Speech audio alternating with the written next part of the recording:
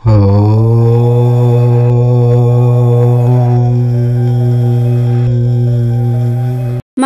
29న షష్టగ్రహ కూటమి. ఈసారి షష్టగ్రహ కూటమి అమావాస్య తిథి శనివారం రోజున వచ్చింది. ఈ షష్టగ్రహ కూటమి వల్ల కొన్ని రాసుల వారికి మంచి, మరికొన్ని రాసుల వారికి చెడు జరగబోతుంది.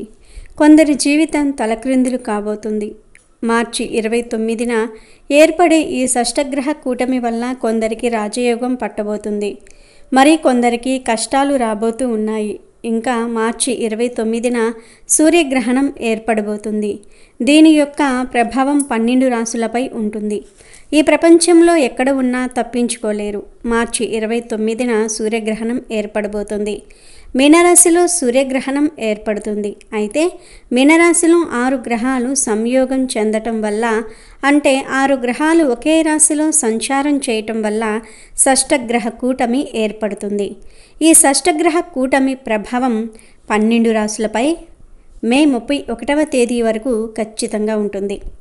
షష్టగ్రహ కూటమి ప్రభావం కొన్ని రాశులపై ప్రతికూలంగా, మరికొన్ని రాశులపై సానుకూలంగా ప్రభావం చూపుతుంది. అయితే గతంలో కూడా షష్టగ్రహ కూటమి ఏర్పడింది. గతంలో 2019 డిసెంబర్ 25వ తేదీన షష్టగ్రహ కూటమి ఏర్పడింది. ఆ తర్వాత కరోనా మహమ్మారి వచ్చింది. మళ్ళీ ఈ సంవత్సరం మార్చి 29న షష్టగ్రహ కూటమి ఏర్పడుతుంది.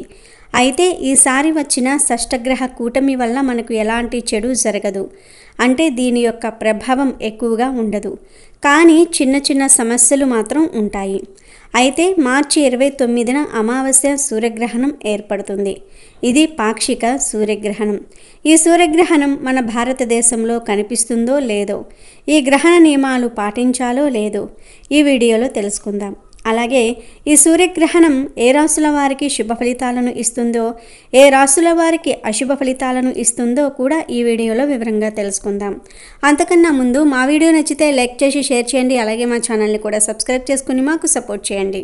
2025 మార్చి 29 పాల్గొన అమావాస్య రోజున, అనగా కొత్త అమావాస్య రోజున సూర్యగ్రహణం రాబోతుంది. ఇది ఈ సంవత్సరంలోనే మనకి మొదటి సూర్యగ్రహణం. భారత కాలమానం ప్రకారం ఈ గ్రహణం మార్చి 29 రాత్రి 6:20 ప్రారంభమై 9:50 ముగుస్తుంది. ఈ గ్రహణం మనకు కనిపిస్తుందా లేదా అనే విషయానికి వస్తే, ఈ సూర్యగ్రహణం రాత్రి సమయంలో ఏర్పడుతుంది. రాత్రిపూట మనకు సూర్యుడు కనిపిస్తాడా? కనిపించడు. కనుక ఈ సూర్యగ్రహణం భారతదేశంలో కనిపించదు. కాబట్టి ఈ గ్రహణానికి ఎటువంటి నియమాలు పాటించిన అవసరం లేదు. పట్టు విడుపు స్నానాలు చేయనవసరం లేదు. ఆహారం మీద దర్భగడ్డి విడుపు స్నానాలు చేయనవసరం లేదు. ఆహారం మీద దర్భగడ్డి వేయనవసరం లేదు.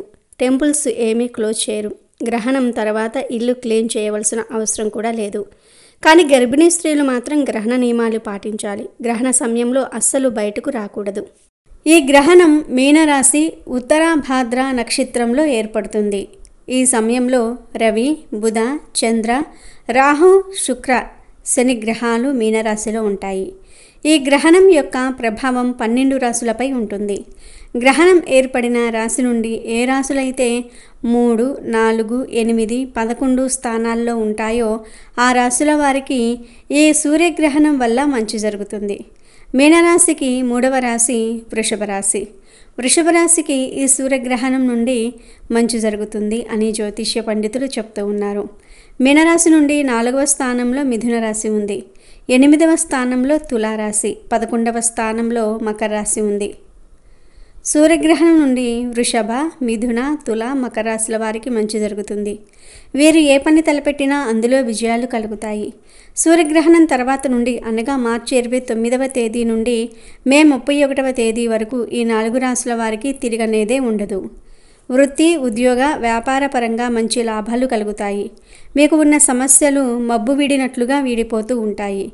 ఆనందంగా ఉంటారు. మంచి ఆదాయాన్ని పొందుతారు. డబ్బు కోసం చేసే ప్రయత్నాలు ఫలిస్తాయి. పెట్టుబడులు పెట్టడం వల్ల మంచి లాభాలను పొందుతారు.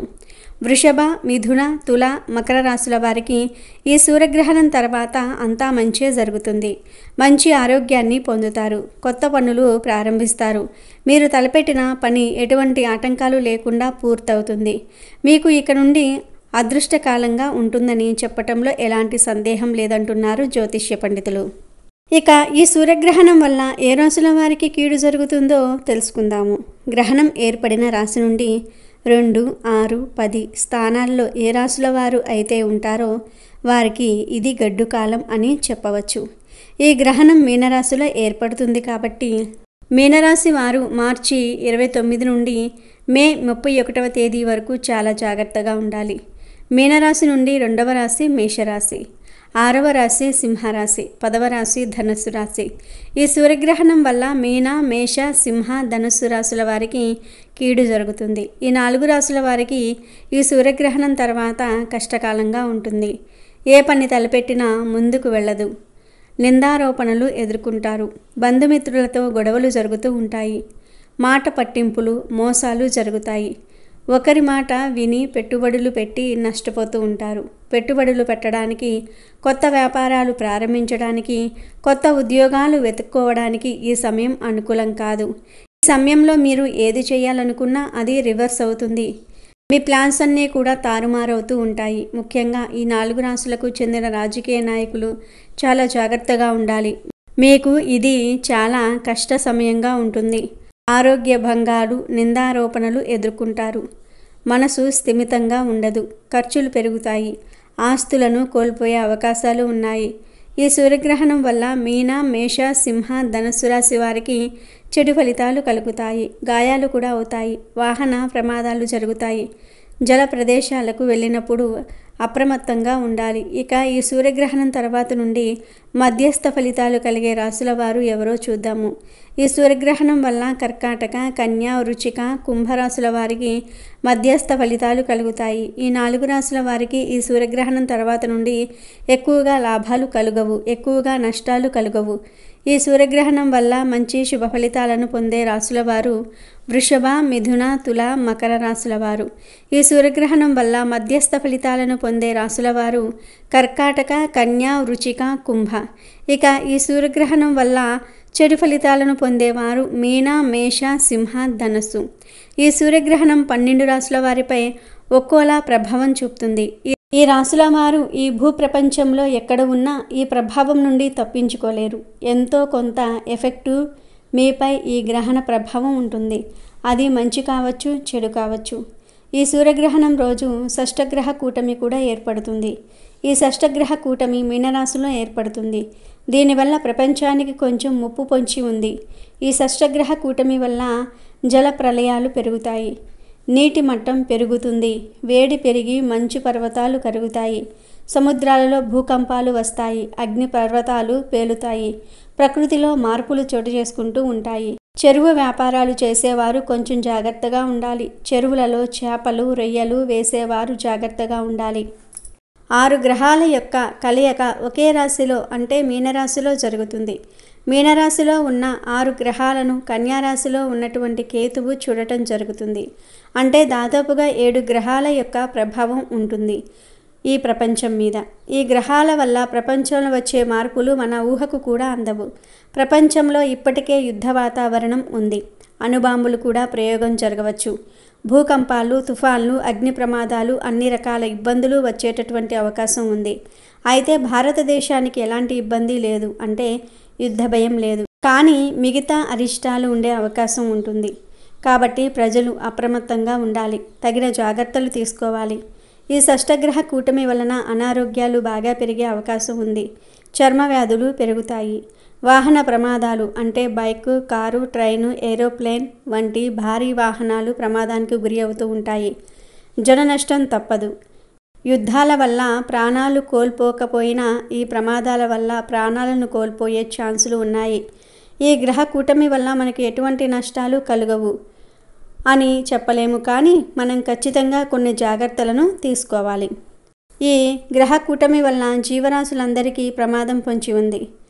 మనం చేయవలసిందల్లా ఒకరిని మోసం చేయకుండా ఉండటం, దైవ కార్యాలలో పాలు పంచుకోవటం, మీ రాశికి తగినట్లుగా గ్రహశాంతులు చేయించుకోవాలి. న్యాయ ధర్మ మార్గాలలో నడుచుకోవాలి. ఏ నిర్ణయం తీసుకున్నా బాగా ఆలోచించి జాగ్రత్తగా తీసుకోవాలి. కుటుంబ వ్యవహారాలలో ఆచితూచి నిర్ణయాలు తీసుకోవాలి. భూ ఆస్తి వివాదాలు జరిగే అవకాశాలు ఉన్నాయి కాబట్టి ఆస్తులను కొనేవారు పేపర్స్ను తీసుకునే ప్లేస్ను బాగా పరిశీలించండి. ఈ షష్టగ్రహ కూటమి అమావాస్య సూర్యగ్రహణంతో రావటం విశేషమైనది కాబట్టి ప్రతి ఒక్కరూ కూడా జాగ్రత్తగా ఉండాలి. తగినన్ని జాగ్రత్తలను తీసుకోవాలి.